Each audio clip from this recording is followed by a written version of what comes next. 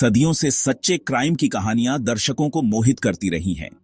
ये कहानियां केवल घटनाओं का विवरण नहीं होती, बल्कि वे हमें उस समय और समाज की मानसिकता की भी झलक देती हैं। जब हम पुराने अखबारों और किताबों में इन कहानियों को पढ़ते हैं, तो हमें यह समझ में आता है कि इंसानी स्वभाव और उसकी जिज्ञासा समय के साथ नहीं बदली है। ये कहानियां हमें इंसानी दिमाग के सबसे अंधेरे कोनों की झलक दिखाती हैं। जब हम किसी अपराध की कहानी सुनते हैं, तो हम अनजाने में ही अपराधी के मनोविज्ञान को समझने की कोशिश करते हैं। हम यह जानना चाहते हैं कि आखिर क्या कारण था जिसने किसी को इतना भयानक कदम उठाने पर मजबूर किया। प्यार, धोखे और हिंसा की ये कहानियां हमें डराती भी हैं और आकर्षित भी करती हैं। ये कहानियां हमें यह सोचने पर मजबूर करती हैं कि क्या हमारे आसपास के लोग भी ऐसे ही रहस्यों और भावनाओं को छिपाए हुए हैं। क्या हमारे अपने जीवन में भी ऐसे मोड़ आ सकते हैं जो हमें अकल्पनीय स्थितियों में डाल दें। ये हमें याद दिलाती हैं कि सच्चाई कल्पना से भी अजीब हो सकती है। जब हम किसी सच्चे अपराध की कहानी सुनते हैं, तो हमें यह एहसास होता है कि जीवन में ऐसी घटनाएं हो सकती हैं जो किसी भी फिल्म या उपन्यास से अधिक चौंकाने वाली होती हैं। यह हमें यह भी सिखाता है कि जीवन कितना अप्रत्याशित और अस्थिर हो सकता है। भारत में, जो विविध संस्कृतियों और जटिल सामाजिक गतिशीलता का देश है, सच्चा अपराध और भी दिलचस्प रूप ले लेता है। यहाँ की कहानियां केवल अपराध की नहीं होती, बल्कि वे समाज की विभिन्न परतों और उनके बीच के संघर्षों को भी उजागर करती हैं। यहाँ के अपराधों में अक्सर पारिवारिक, सामाजिक और सांस्कृतिक तत्व भी शामिल होते हैं, जो उन्हें और भी जटिल और रोचक बना देते हैं। यह वीडियो हाल के दो ऐसे मामलों पर प्रकाश डालता है, जिनमें से हर एक जीवन की नाजुकता और अनियंत्रित भावनाओं के विनाशकारी परिणामों की कठोर याद दिलाता है। इन मामलों में हम देखेंगे कि कैसे एक छोटी सी गलती या एक गलत निर्णय किसी के जीवन को हमेशा के लिए बदल सकता है। यह हमें यह भी सिखाता है कि हमें अपने निर्णयों और कार्यों के प्रति कितना सतर्क और जिम्मेदार होना चाहिए। ये कहानियां केवल अपराध की कहानियां नहीं हैं। ये उन जिंदगियों की झलकियां हैं जो इन दुखद घटनाओं से बिखर गई और हमेशा के लिए बदल गई। जब हम इन कहानियों को सुनते हैं, तो हमें यह एहसास होता है कि हर अपराध के पीछे एक इंसान की कहानी होती है, जो दर्द, संघर्ष और कभी-कभी पश्चाताप से भरी होती है। हम प्रत्येक मामले के जटिल विवरणों का पता लगाएंगे, अपराधियों की मंशा और पीड़ितों और उनके परिवारों पर पड़े विनाशकारी प्रभाव की जांच करेंगे। हम यह जानने की कोशिश करेंगे कि क्या कारण था जिसने इन अपराधों को जन्म दिया और कैसे इन घटनाओं ने समाज को प्रभावित किया। यह हमें यह भी सिखाएगा कि हमें अपने समाज को और अधिक सुरक्षित और न्यायपूर्ण बनाने के लिए क्या कदम उठाने चाहिए। इन कहानियों के माध्यम से हम जिस समाज में रहते हैं, उसके बारे में असहज सच्चाइयों और सामान्य दिखने वाले जीवन की सतह के नीचे छिपे अंधेरे का सामना करते हैं। यह हमें यह भी सिखाता है कि हमें अपने समाज के प्रति अधिक जागरूक और संवेदनशील होना चाहिए, ताकि हम इन अंधेरे कोनों को उजागर कर सकें और एक बेहतर भविष्य की ओर बढ़ सकें। हमारा पहला मामला हमें उत्तर प्रदेश के हलचल भरे शहर मुजफ्फरनगर ले जाता है। यह शहर अपने जीवंत बाजारों, व्यस्त सड़कों और सांस्कृतिक धरोहर के लिए जाना जाता है। लेकिन आज हम यहाँ एक ऐसी कहानी के लिए हैं जो इस शहर की चहल पहल से बिल्कुल विपरीत है। यहीं हम अनुज शर्मा से मिलते हैं, जो एक मेहनती अस्पताल कर्मचारी है और एक खुशहाल भविष्य के सपने देखता है। अनुज अपने काम के प्रति समर्पित था और हमेशा अपने मरीजों की देखभाल में तत्पर रहता था। उसके सहकर्मी उसे एक ईमानदार और दयालु व्यक्ति के रूप में जानते थे। अनुज की शादी सना से हुई थी, एक युवा महिला जिसने उसका दिल जीत लिया था। उनकी शादी एक साधारण लेकिन खूबसूरत समारोह में हुई थी, जिसमें परिवार और करीबी दोस्तों ने भाग लिया था। दोनों एक दूसरे के साथ बहुत खुश थे और एक साथ जीवन बिताने के सपने देखते थे। हालांकि उनकी प्रेम कहानी का अंत किसी परिकथा जैसा नहीं होना था। शादी के कुछ महीनों बाद ही उनके रिश्ते में दरारें आने लगी। छोटी छोटी बातों पर झगड़े और गलतफहमियां बढ़ने लगी। अनुज और सना के बीच का प्यार धीरे धीरे तनाव और अविश्वास में बदलने लगा। 25 मार्च 25 को त्रासदी हुई।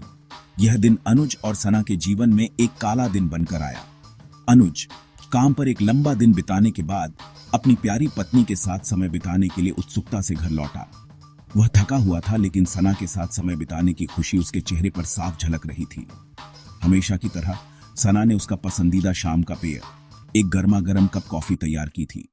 यह उनका रोज का रिवाज था, एक ऐसा पल जो उनके रिश्ते की मिठास को दर्शाता था। अनुज को क्या पता था कि प्यार का यह साधारण सा काम उसका आखिरी होगा। उसने मुस्कुराते हुए कॉफी का कप उठाया और एक घूंट लिया। एक घूंट लेने के कुछ ही क्षण बाद अनुज दर्द से तड़पता हुआ गिर पड़ा। उसकी आंखों में हैरानी और दर्द साफ झलक रहा था। सना ने घबराकर उसे संभालने की कोशिश की, लेकिन अनुज की हालत तेजी से बिगड़ती जा रही थी। उसे उसी अस्पताल ले जाया गया जहां वह काम करता था, उसी अस्पताल में जहां उसने अपना जीवन दूसरों को बचाने के लिए समर्पित कर दिया था। अस्पताल के कर्मचारी उसे देखकर हैरान थे, लेकिन उन्होंने तुरंत उसे बचाने की कोशिश शुरू कर दी। अपने सहयोगियों के सर्वोत्तम प्रयासों के बावजूद अनुज को बचाया नहीं जा सका। डॉक्टरों और नर्सों ने अपनी पूरी कोशिश की, लेकिन जहर ने अपना काम कर दिया था। निदान भयावह था, पॉइजन। अनुज के शरीर में जहर के अंश पाए गए थे, जिसने उसकी जान ले ली थी। यह जानकर सभी स्तब्ध थे कि यह जहर उसकी प्यारी पत्नी सना द्वारा दिया गया था।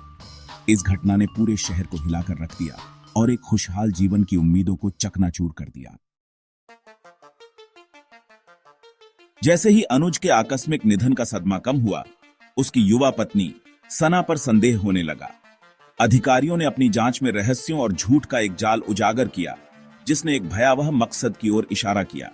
पता चला कि सना वह नहीं थी जो वह होने का दावा करती थी। उसका असली नाम पिंकी था और वह लोनी, गाजियाबाद की रहने वाली थी। सना की बेवफाई ने खुशहाल दिखने वाली शादी को दागदार कर दिया था। पता चला कि अनुज को सना के बार बार फोन आने और टाल मटोल वाले व्यवहार पर संदेह होने लगा था। उसने अपने करीबी दोस्तों को अपनी चिंताओं के बारे में बताया था, इस बात से अनजान कि उसकी जान को खतरा है। जांच से पता चला कि सना अपने चचेरे भाई के साथ विवाहेतर संबंध में थी, एक ऐसा रिश्ता जो अनुज से उसकी शादी से पहले का था। दोनों परिवारों और यहां तक कि पुलिस द्वारा दंपति को मिलाने की कोशिशों के बावजूद सना ने अपना गुप्त संबंध जारी रखा। चौथा भाग, भयानक गूंज, सौरव राजपूत हत्याकांड। मुजफ्फरनगर कॉफी झरकांड एक और हाई प्रोफाइल मामले से भयानक रूप से मिलता जुलता था, जिसने पूरे देश में सदमे की लहरें भेज दी थीं। मेरठ में मुस्कान रस्तोगी द्वारा सौरव राजपूत की हत्या। दोनों मामलों के बीच समानताएं अजीब थीं। दोनों में खुशहाल दिखने वाले जोड़े, विश्वासघात और हथियार के रूप में जहर का इस्तेमाल शामिल था। दोनों ही मामलों में मकसद विवाहेतर संबंधों और शादी की बंदिशों से मुक्त होने की इच्छा में निहित प्रतीत होता था। इन मामलों ने प्यार के अंधेरे पक्ष और अनियंत्रित इच्छाओं के घातक परिणामों पर प्रकाश डाला। दोनों मामलों के बीच समानता ने मानव जीवन की भेद्यता और वैवाहिक बंधन की पवित्रता के भीतर भी हिंसा की हमेशा मौजूद संभावना की गंभीर याद दिला दी। पांचवां भाग, दो शहरों की कहानी, बेंगलुरु की ओर नजरें घुमाना। भारतीय समाज के अंधेरे पक्ष के माध्यम से हमारी यात्रा अब हमें दक्षिण में बेंगलुरु के हलचल भरे महानगर में ले जाती है, जो अपने तकनीकी कौशल और महानगरीय दृष्टिकोण के लिए जाना जाता है। यह शहर, जिसे सिलिकॉन वैली ऑफ इंडिया के नाम से भी जाना जाता है, अपने आईटी उद्योग, स्टार्टअप संस्कृति और जीवंत जीवन शैली के लिए प्रसिद्ध है। यहाँ की सड़कों पर दिन रात की चहल पहल आधुनिकता और परंपरा का अनूठा संगम प्रस्तुत करती है। शहर के जीवन की भागम भाग के बीच एक त्रासदी सामने आ रही थी, जो उन कच्ची आदिम भावनाओं को उजागर करेगी जो आधुनिकता के आवरण के नीचे छिपी हो सकती है। बेंगलुरु की चमक धमक के पीछे एक ऐसी कहानी छिपी थी जो इस शहर के दिल को झकझोर देगी। ये कहानी है उन भावनाओं की जो कभी कभी हमारे सबसे अच्छे इरादों को भी पराजित कर देती हैं। यह एक सफल real estate agent Loknath Singh और यशस्विनी नाम की एक युवती के साथ उनके दुर्भाग्यपूर्ण प्रेम प्रसंग की कहानी है। लोकनाथ, जो अपने करियर में ऊंचाइयों को छू रहा था, और यशस्विनी, जो अपने सपनों की दुनिया में खोई हुई थी, दोनों की मुलाकात ने एक नई दिशा ली। 37 साल के लोकनाथ के पास सब कुछ था, एक फलता फूलता करियर, एक आकर्षक व्यक्तित्व और महिलाओं को रिझाने का तरीका। वह अपने आत्मविश्वास और करिश्मे के लिए जाना जाता था। उसके पास वह सब कुछ था जो एक व्यक्ति अपने जीवन में चाहता है, लेकिन उसके इस बाहरी व्यक्तित्व के पीछे एक गहरा रहस्य छिपा था। वह एक दिलफेंक के रूप में जाना जाता था, लेकिन उसके आकर्षण के पीछे एक काला पक्ष छिपा था। जोखिम भरे संबंधों का शौक, और प्रतिबद्धता की पवित्रता के प्रति उपेक्षा। लोकनाथ के जीवन में कई महिलाएं आईं और गईं, लेकिन उसने कभी किसी के साथ स्थायी संबंध बनाने की कोशिश नहीं की। उसकी यह आदत उसे एक दिन बड़ी मुसीबत में डालने वाली थी। दूसरी ओर यशस्विनी युवावस्था की दहलीज पर खड़ी एक युवती थी, जो लोकनाथ के करिश्मे और उसके द्वारा दिए गए उत्साह के वादे की ओर आकर्षित थी। यशस्विनी, जो अपने जीवन में कुछ नया और रोमांचक चाहती थी, लोकनाथ के साथ अपने संबंधों को लेकर बहुत उत्साहित थी, लेकिन उसे यह नहीं पता था कि यह संबंध उसे कहां ले जाएगा।